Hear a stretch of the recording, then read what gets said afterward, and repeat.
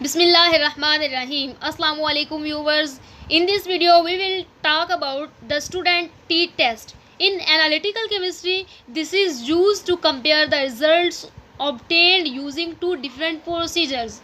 Means the t-test is used to determine if two test sets of measurements are statistically different. Two sets of measurements.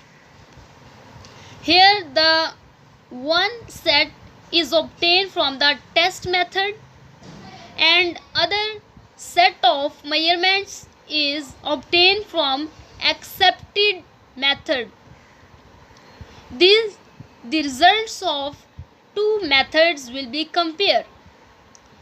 If the t calculated is greater than t tabulated, t table is basically the expected value and t calculated is the test method, then the two data sets are significantly different at chosen confidence level. Means the same thing, if t calculated is greater than t tabulated value, then they are significantly different. But if the t calculated value is smaller than the t tabulated value, then there is no significant difference, they are the same values. Let's take an example to make the t-test understand. You are developing a procedure for determining traces of copper in biological material using a wet digestion followed by measurement by atomic absorption spectrometry. In order to test the validity of the method, you obtain a certified reference material and analyze this material. 5 replicas. 5 is the total set of measurements.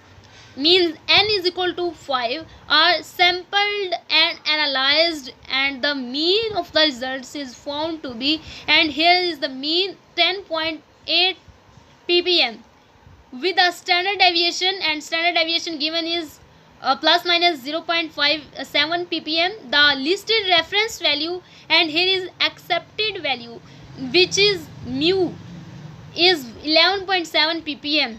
Does your method give a statistically correct value relative to the certified value at 95% confidence level? They also give us the 95% confidence level. Let's firstly, which is present in our formula.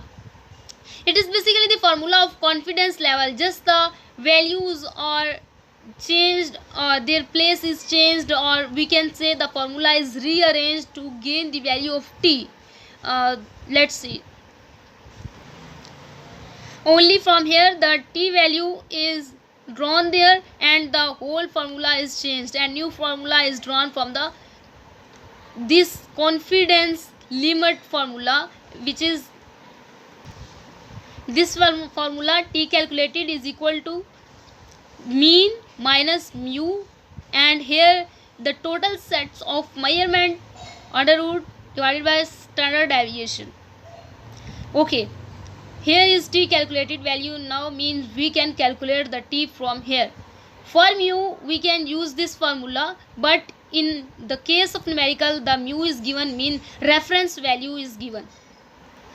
By putting the values mean 10.8 minus reference value 11.7 and the 5 replicas means total set of measurement under root divided by standard deviation given is 0.7.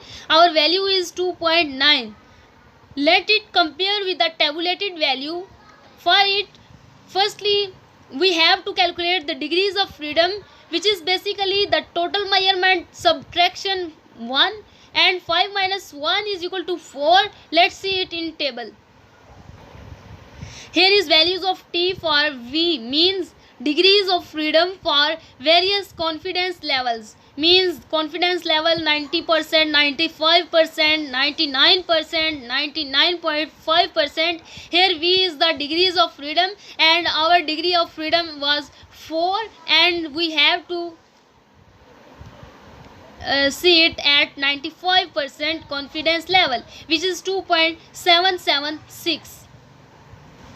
Our calculated value is 2.9 and which we have seen in the table is 2.776. So our value which is calculated is greater than the tabulated value, means it is showing that there is the significant difference from the values.